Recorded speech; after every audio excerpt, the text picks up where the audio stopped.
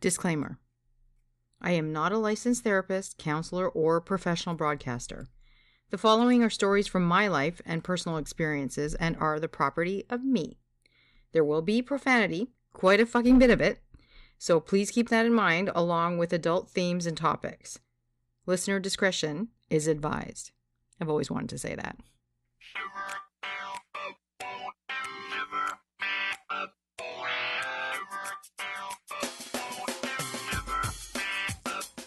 I'm gonna shiver you, shake and quiver you, shiver you up. A sign, seal, kiss and deliver you, shiver you up. I'm just a popcorn dreaming, gonna red and vodka butter you up. I'm gonna shiver you, shake and quiver you, shiver you up.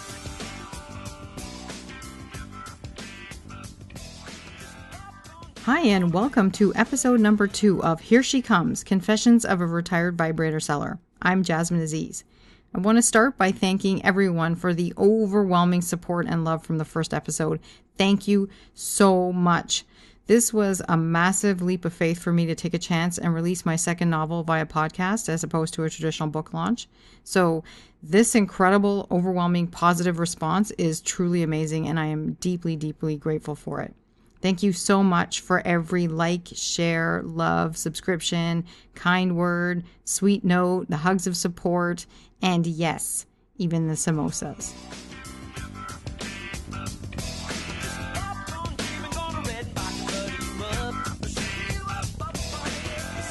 On the last episode, I explained how I met Lamby and how we started dating. That's a shameless plug, so you can go back and listen to the first episode again in case you missed it.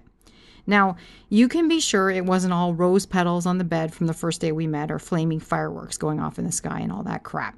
I barely understood how my own body worked and knew even less about sex. He was the second man I'd ever been with sexually.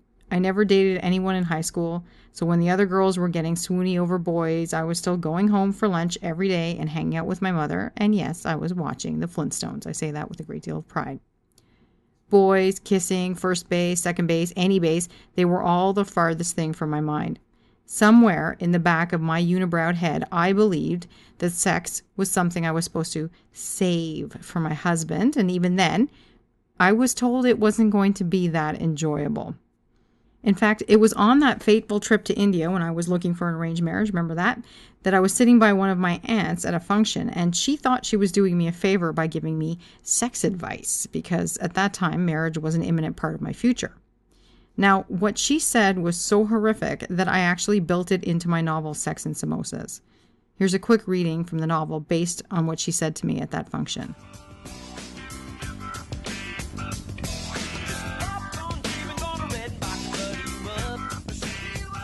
At my marriage ceremony, my Aunt Jemma took me aside to give me a sex talk, providing me with the same advice she had been given on her wedding night. Listen to me, Lena. I will tell you what to do, na? Sex is a very simple dimple. You just let him do what he need to do, and you count to 40 in your head. She looked me square in the eye with a seriousness that chilled me. Henna, when it be over, then, well, you go make the dal. There was no talk about love, no talk about emotional connections or technique, just the basic understanding that sex is the man's domain and mine was the dal.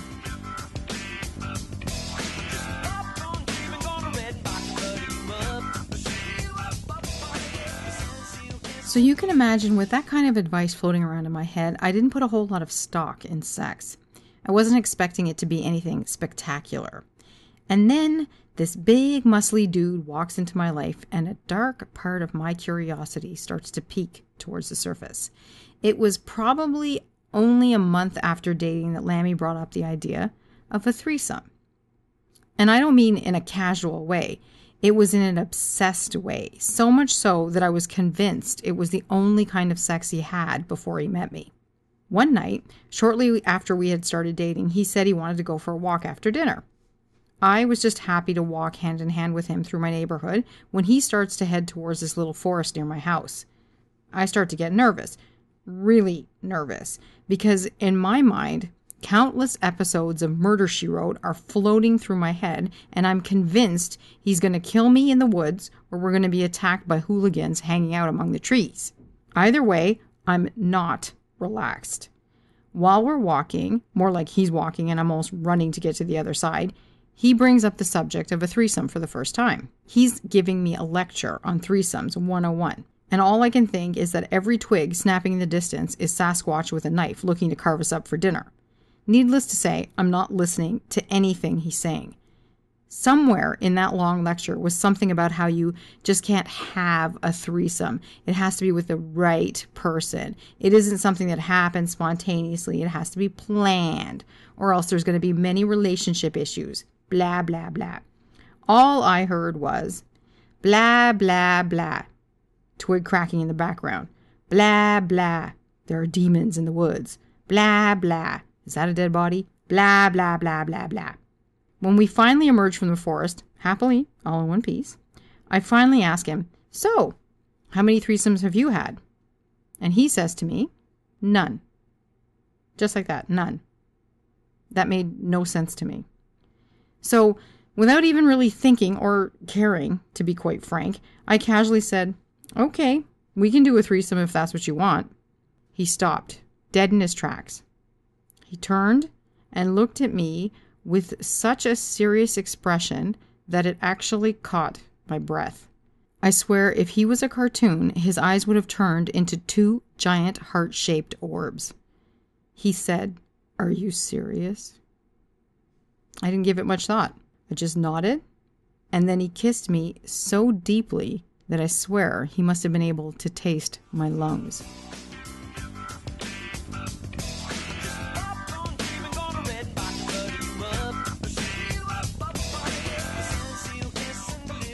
From that moment on, sex and all of its incredible deviations was all we seemed to talk about.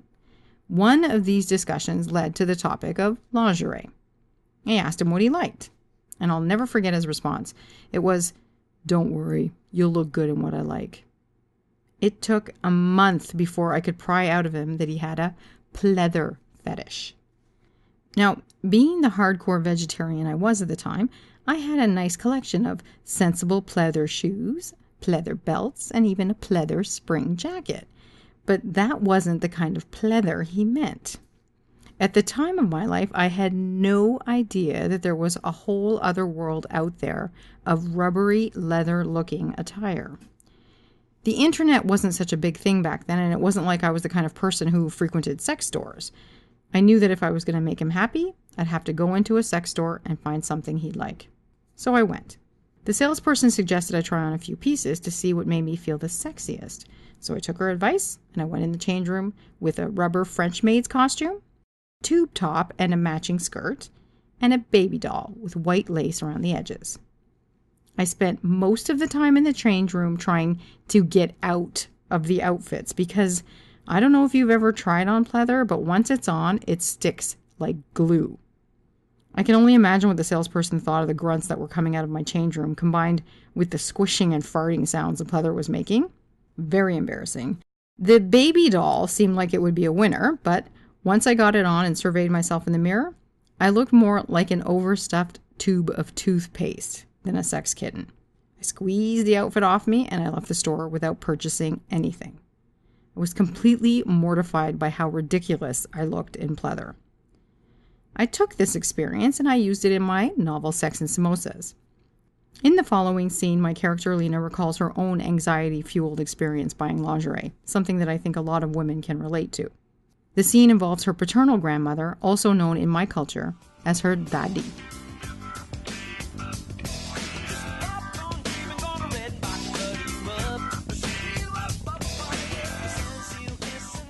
I never enjoyed lingerie shopping. It made me feel uncomfortable and unsure of myself from the very first bra I ever tried on. When my mother first noticed that it was time for me to wear a bra, I was excited because I thought my experience lingerie shopping was going to be as lovely as when my closest friend at the time, Carol, had bought hers with her mother.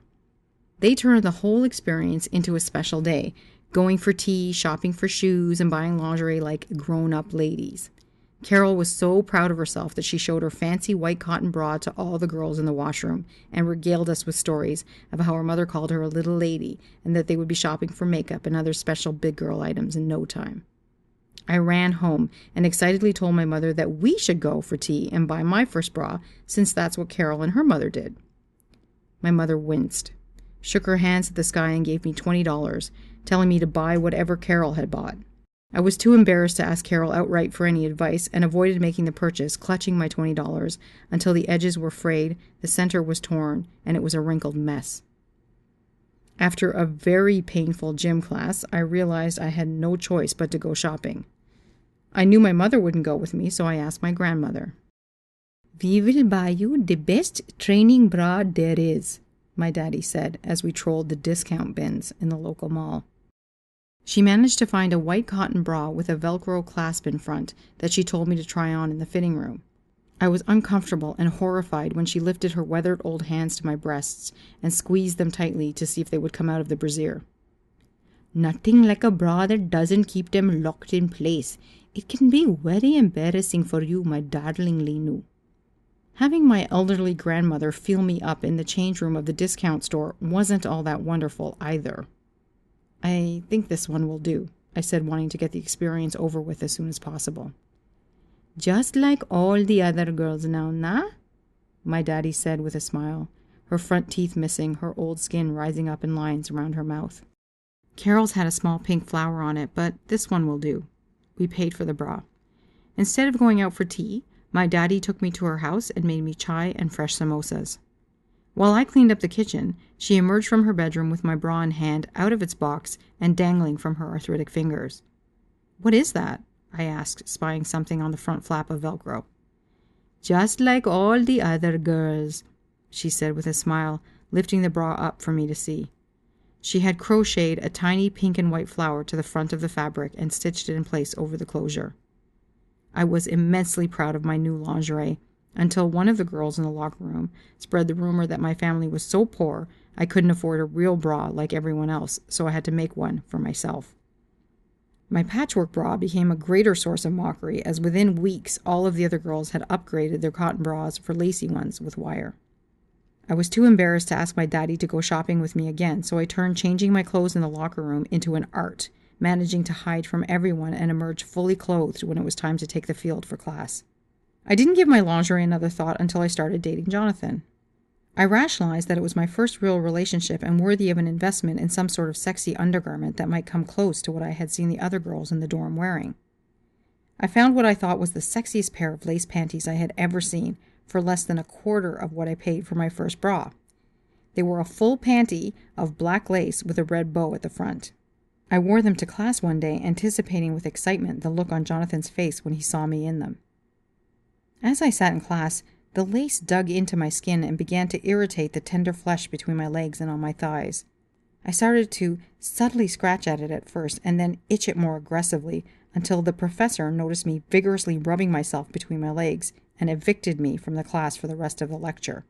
"Get your rocks off in your dorm room like everyone else," one of the girls sitting next to me commented snidely. "Pervert," another shot at me as I fled from the room. "Call me," one of the boys from my row shouted.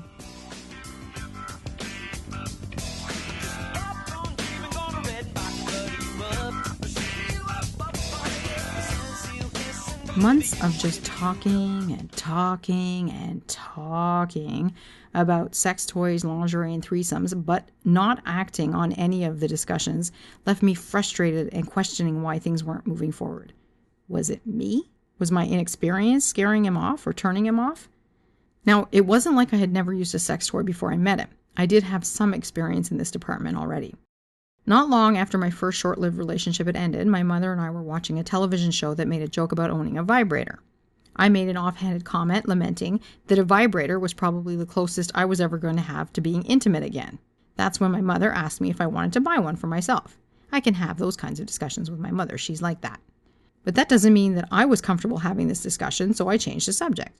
Then one day, my mother and I are parked in a strip mall that had this small sex store in it, and before I know it, she's pulled me into the shop so we could find something to fill the hole in my life. Those are my words, not hers, but I think if you know me, you know that. Now, being in a sex store with my Indian mother was not an easy experience, despite her heartfelt desire to just see me happy. It was sensory overload. There were rubber dicks, straps that went on for miles, DVDs lined up like it was cockbusters, not blockbusters, get it? And giant bottles of liquid in every color under the sun. I had no idea what I wanted, so I picked up a box that had one torpedo-shaped toy in it and a few weird-looking attachments because it seemed like it had the most bang for the buck. Get it? That's funny. But the truth is, it appealed to my inherent frugality. I wanted one thing that would do the job of 10 because that seems like a good deal. I grabbed the box, head to the cash.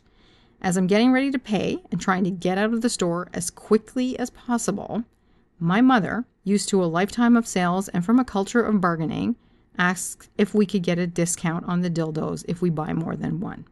Yeah, I rushed us both out of there. I think I used the toy once after I got it home. The idea of playing with it, knowing my mother was upstairs and that she knew I had it, made me so tense I couldn't enjoy it. Plus, the motor on the thing sounded like a 747 taking off, so it wasn't all that discreet. A good friend of mine gave me a few things to play with when I first started dating Lamby. She was well versed in the art of adult toys at the time, and it was all really new to me. Though Lamby and I had some fun with some of the stuff she bought, it was still really difficult for me to figure out what he liked and what he didn't like. So when my buddy Max told me her friend from nursing school was throwing a sex party, you can imagine just how high I leapt at going to that party.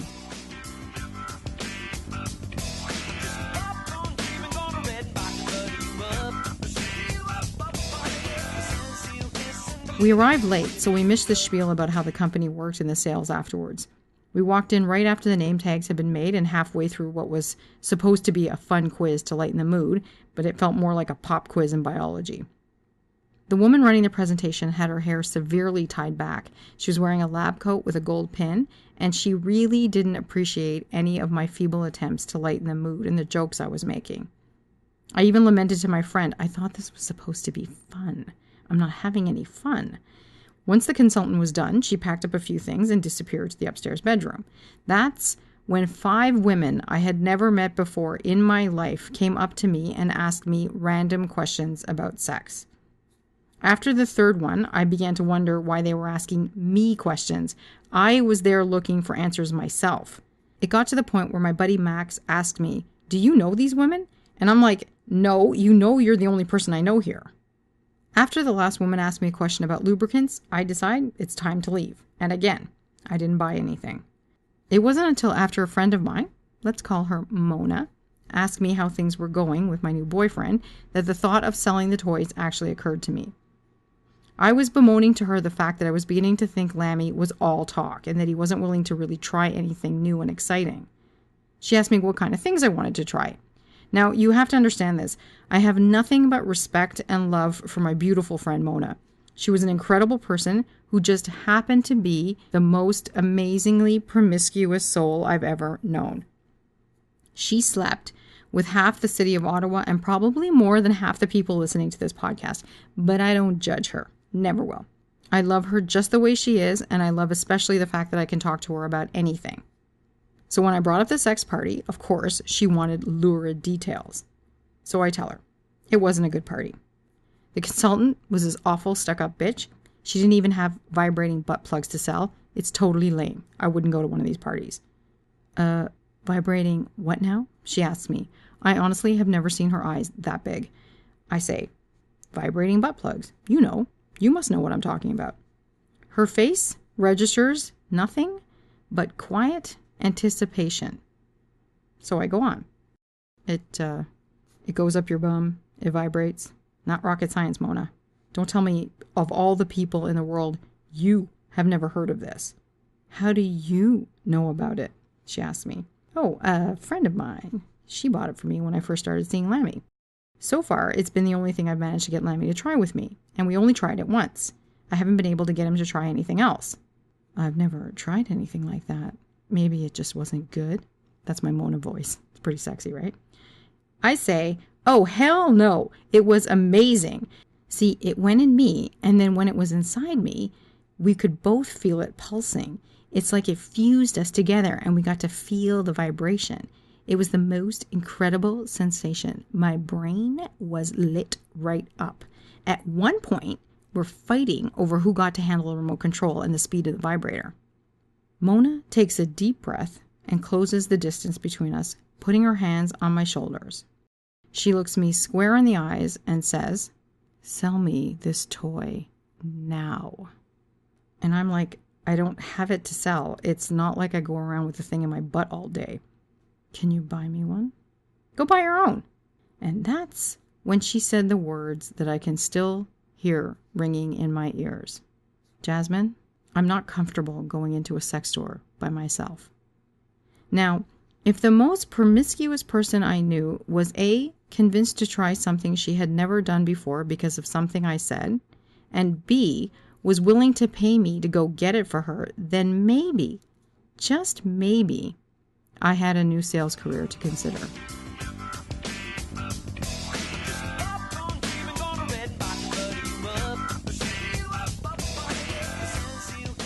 On the next episode of Here She Comes, I'll be reading Chapter 1 from my long-awaited second novel, Bring Your Own Batteries, the memoirs of a retired vibrator seller. And by long-awaited, I mean it's about fucking time I release this book.